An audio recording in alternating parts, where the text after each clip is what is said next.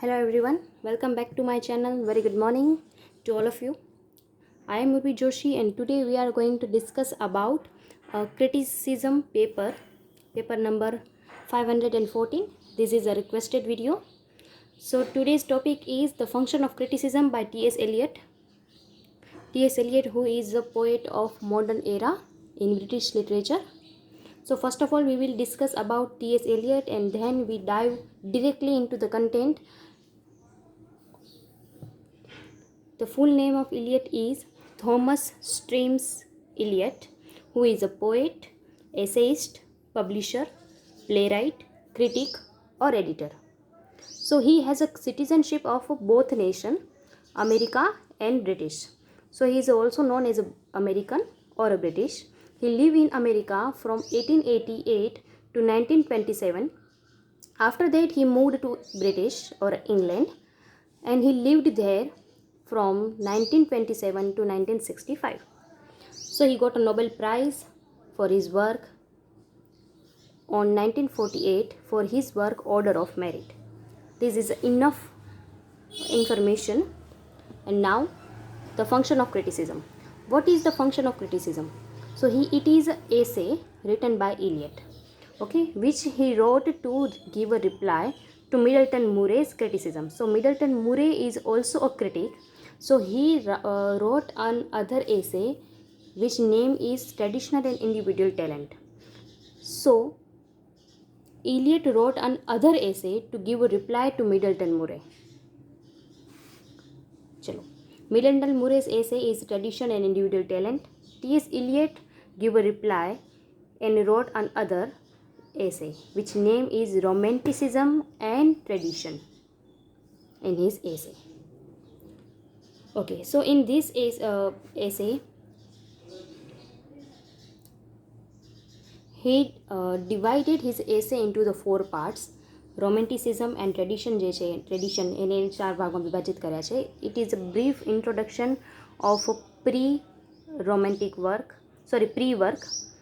જે એની આગળનો વર્ક છે રોમેન્ટિસિઝમ એન્ડ ટ્રેડિશન એના વિશે. Objection raised by Middleton Murray. So second part is objection, why he raised the objection to the Middleton Murray's work, and then he gives an answer to Murray કે શા માટે એણે આવું કહ્યું. So he has some perfect answer for Middleton Murray, and at last he set a rules for a nature and function of criticism, and that's why the title is the function of criticism. કારણ કે આપણે જે છે એને જે એસે લખેલો છે એનો ફોર્થ પાર્ટ જે છે એ જ ભણવાના છીએ. બટ એ ફોર્થ પાર્ટ શા માટે આપણે ભણવાના છે એના પહેલાંના આપણે જે ત્રણ પાર્ટ છે એના વિશે આપણે થોડી માહિતી હોવી જરૂરી છે. That's why we discussed it in a very shortly. So આપણે જે ક્વેશ્ચન આન્સર લખવાનો છે એ છે ફંક્શન ઓફ ક્રિટિસિઝમ. પણ ફંક્શન ઓફ ક્રિટિસિઝમ આવ્યું ક્યાંથી? તો એ એક આખા એસેનો એક નાનકડો ભાગ છે, એના વિશેની વાત છે. So he began his essay with his earlier essays hints. Obviously કેમ કે એમને એમ તો કોઈ પણ વર્ક ચાલુ ન કરી શકાય. આપણે એની સાથે જે પાસ્ટમાં લખેલું છે એના રિલેટેડ એ આપણે જોવું જ પડે છે. ચાહે એ ક્રિટિસિઝમ હશે, લિટરેચર હશે કે સાયન્સ હશે, કોઈ પણ વસ્તુ હશે એમાં તમારે એનું પાસ્ટનું વર્ક તો જોવું જ પડશે. તમારું વર્ક એ પાસ્ટના વર્કથી કેવી રીતે અલગ છે અને શા માટે અને કેવી રીતે એ સમાજ માટે ઉપયોગી થશે એ તમારે બતાવવું પડે છે. ઓકે, નહીંતર એની કંઈ વેલ્યુ રહેતી નથી. સો as he also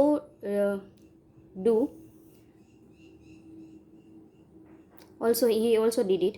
Okay, which is a traditional and individual talent in which he says, તો એણે જે પોતાનું એસે છે એની અંદર પાસ્ટની વાત લગાવી, એના પછી એને લખ્યું છે ટ્રેડિશનલ એન્ડ ઇન્ડિવિડ્યુઅલ ટેલેન્ટ વિશે. સો એના વિશે શું કહે છે? A literary artist are bound with common tradition and form. Okay, એક કોમન ટ્રેડિશન છે લખવાનું, એના સાથે જે લોકો બાઉન્ડ હોય છે એટલે કે જોડાયેલા હોય છે, સંકળાયેલા હોય છે. એટલે એ જ એ લોકો જે ટ્રેડિશન છે એને ફોલો કરતા હોય છે, ચાહે એ ક્રિટિક હશે કે લિટરરી કોઈ આર્ટિસ્ટ હશે. ઓકે, સો કોમન ટ્રેડિશન છે from Omar to the present time. એટલે એવું નથી કે હમણાં જે કોઈ એક્ઝામ્પલ્સ કે કોઈ રૂલ્સ છે જેને સેટ કરી દેવામાં આવે છે. ઇટાલિયન જે ગ્રેટ ગ્રીક આર્ટિસ્ટ હતા કે જે ગ્રીક ક્રિટિક હતા એ પણ આ બધા રૂલ્સને ફોલો કરતા હતા. So it is rules set by some scholars and they all bound to follow that rules from the very old time or very early time. Okay, so he believed that present is always influenced by the past. તમે અત્યારે વર્તમાન કાળમાં જે કંઈ પણ છો એ બધી તમારી એ બધા ઉપર તમારું પાસ્ટનો ઇન્ફ્લુઅન્સ હશે, ચાહે એ તમારી થિંકિંગ પ્રોસેસ છે કે કંઈ પણ છે. ફોર એક્ઝામ્પલ, અત્યારે બધા લોકો ઇમ્યુન સિસ્ટમને સ્ટ્રોંગ કરવાનું માની રહ્યા છે, બધા બિલીવ કરે છે કે હેલ્ધી વસ્તુ ખાવી it is a great thing or it is a good thing. એનાથી પહેલે કોઈ પણ વ્યક્તિ જંક ખાતો હતો. શા માટે? કેમ કે એ લોકોનું કોઈને અવેર નહોતું કે ઇમ્યુન સિસ્ટમ જે છે એના પર આપણા ખાવાની ટેવથી પણ આટલું બધું પ્રભાવ પડે છે. હવે આ બધા લોકો જે છે અત્યારના એ સો કોલ્ડ લોકો બધા ઇમ્યુન સિસ્ટમને લઈને, બધા ઇમ્યુનિટીને લઈને આટલા બધા જાગૃત છે. શા માટે? કારણ કે એ લોકોએ કોરોનાની 2 વેવ્સ જોઈ છે. સો અત્યારનું એ લોકોનું હેલ્ધી ખાવાનું જે માઇન્ડસેટ છે પ્રેઝન્ટનું, એ ઇન્ફ્લુઅન્સ છે કોનાથી? કોવિડથી. સો એટલે છે કે પ્રેઝન્ટ જે છે એ ઓલવેઝ પાસ્ટથી ઇન્ફ્લુઅન્સડ હોય છે, ઓલવેઝ એનાથી પ્રભાવિત હોય છે. ઓકે, ટ્રુ આર્ટિસ્ટ જે છે એ કોણ છે? Who is a follow the traditional path, and the second rate artist means who are not interested to follow the path of tradition but they had accept of past. બરાબર? એટલે કે જે second artist હશે એ ક્યારે પણ એવા રૂલ્સને believe નહીં કરે, કેમ કે એ લોકો ફ્રી વર્ડ્સમાં બિલીવ કરતા હશે, બટ તો પણ એ લોકો એ વસ્તુને તો બિલીવ કરે જ છે કે પાસ્ટ જે છે એ ઓલવેઝ તમારા પ્રેઝન્ટને ઇન્ફ્લુઅન્સ કરતું હોય છે. Now definition: the commentation and exposition and work of art by means of written words by T S. Eliot. તમારું જે કમેન્શન છે અને એક્સપોઝિશન છે કોઈ પણ વર્કને રિલેટેડ, તમે જે કોઈ વર્ક છે એને તમે આ ક્રિટિકની વાત કરવામાં આવી છે ઓબ્વિયસલી, તો ક્રિટિક જે છે એ શું કરશે? એ વર્કને રીડ કરશે, એને એક્સપોઝ કરશે, અને એ વર્ક જે છે એ જ એનું આર્ટ છે. બરાબર? કેમ કે એનું કામ શું છે? એનાલિસિસ કરવું, કમ્પેર કરવું, સ્ટડી કરવું, આ બધી વસ્તુને એ કરશે, એ જ એનું એક આર્ટ છે. પણ આ બધી વસ્તુ જે કરશે it is in the written form by T S. Eliot. Okay, so Eliot criticize personal prejudices regarding work or author. એટલે કોઈ પણ વર્ક હશે કે કોઈ પણ ઓથર હશે એના રિગાર્ડિંગ તમારા જેટલા પણ પર્સનલ ઓપિનિયન્સ છે, તમારા જેટલા પણ પ્રેજ્યુડાઇઝ છે, પૂર્વગ્રહ છે, એ બધાએ તમારે સાઈડમાં રાખવા પડે છે જ્યારે તમારે એના વર્કને સ્ટડી કરો છો. સો સપોઝ ફોર એક્ઝામ્પલ, મને શેક્સપિયરનું કોઈ એક પર્ટિક્યુલર વર્ક પસંદ નથી, પણ એ મારા પાસે વર્ક આવે કે તમે આનું ક્રિટિસિઝમ કરી દો, તો એ વખતે હું એમ ન કહું કે ના મને તો એનો એ વર્ક પસંદ નથી, as you like it, oh I don't like it, sorry, તો મેં આપકો વો નહીં કરકે દઉંગી. એવું નથી હોતું. ત્યારે આપણે આપણું પર્સનલ જે પ્રેજ્યુડાઇઝ છે કે પર્સનલ ઓપિનિયન છે એને સાઇડ કરવું જોઈએ છે. ઇન શોર્ટ, તમારા મનની અંદર એ ઓથર વિશેનું શું ભાવનાઓ છે એ કોઈ મહત્ત્વ રાખતી નથી. એ સમયે તમે એક સમાજના સેવક છો અને સમાજને એક સાચી દિશા આપવી એ તમારું કામ છે, અને that's why you do a criticism. Okay, so he emphasized only on a scientific decision. He disagreed with Matthew Arnold, who believes that purpose of art is moral and cultural. બરાબર? એટલે એ જે છે એ બેઝિકલી સાયન્ટિફિક ડિસિઝનમાં બિલીવ કરે છે. કોણ? ટી.એસ. Eliot. અને આથી જ એને જે મેથ્યુ આર્નલ્ડ એવું કહેલું હતું કે પર્પસ જે છે આર્ટનું, એટલે આર્ટનું જે મુખ્ય હેતુ છે, ધ્યેય છે, ઓબ્જેક્ટિવ છે, it is a moral or a cultural. પણ એવું ક્યારે હોતું નથી. According to Elliott, the function of criticism is to promote and correct literary text or literary work. એવું કહે છે કે ફંક્શન ઓફ ક્રિટિસિઝમ, ફંક્શન એટલે કામ, જે ક્રિટિસિઝમ છે એનું કામ જ છે કે તમારી સામે જે વર્ક આવ્યું છે એને પ્રમોટ કરો, એને કરેક્ટ કરો, અને લિટરરી ટેક્સ્ટ અને લિટરરી વર્કને સારું બનાવવાની કોશિશ કરો. The function of criticism is to promote is the promotion of understanding and enjoyment of literature. એ એક વર્ક છે કે જેને તમે પ્રમોશન કરો છો, એને સમજો છો અને એને એન્જોય કરો છો લિટરેચરને. His father said that the function of criticism is elucidation of a work of art and correction of the last. બરાબર? એવું કહે છે કે તમે જ્યારે પણ કોઈ વર્કને રીડ કરો છો, એના ફાધર એવું કહેતા ટી.એસ. એલિયટના, કે એનું ઇલ્યુસિડેશન કરો છો એ વર્કને, અને એના પછી તમે એને કરેક્ટ કરો છો. પહેલે તમે એને એન્જોય કરો છો, એને સમજો છો, after that you correct authors error.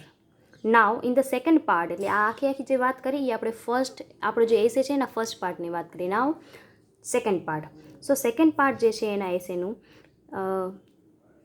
V found that the first he discussing about Murry's view on classicism and romanticism. એટલે આની અંદર એને મુરેઝના જેટલા પણ ક્લાસિસિઝમ અને રોમેન્ટિસિઝમના રિગાર્ડિંગ એના વ્યૂઝ હતા એ એને એડ કર્યા છે, એના વિશે વાત કરેલી છે.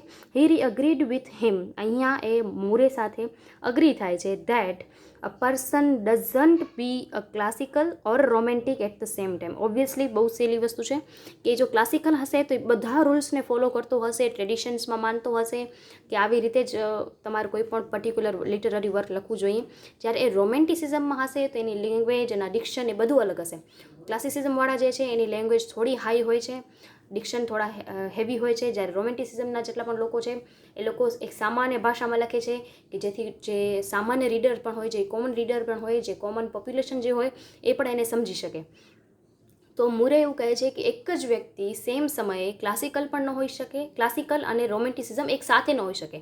સો whether he is from classical wave or other from romantic wave. Okay, so but એના આ વસ્તુમાં એ અગ્રી થાય છે સેકન્ડ પાર્ટમાં. અને બીજી એક વસ્તુ છે જેમાં એ રિજેક્ટ કરે છે મુરેને. શા માટે? કારણ કે મુરે જે છે એ ફ્રેન્ચ સ્કોલરથી વધારે પ્રભાવિત છે, તો એણે એના વખાણ કરેલા છે અને કહે છે કે ફ્રેન્ચ સ્કોલર જે છે એ ક્લાસિકલ છે અને ઇંગ્લેન્ડના જેટલા સ્કોલર છે એ રોમેન્ટિક છે. વિચ મીન્સ શું કહેવાનો મતલબ છે એનો ઇન્ડિરેક્ટલી, કે ફ્રેન્ચના જેટલા પણ આર્ટિસ્ટ છે એ લોકો ક્લાસિકલ રૂલ્સને ફોલો કરે છે because they are great classical lover.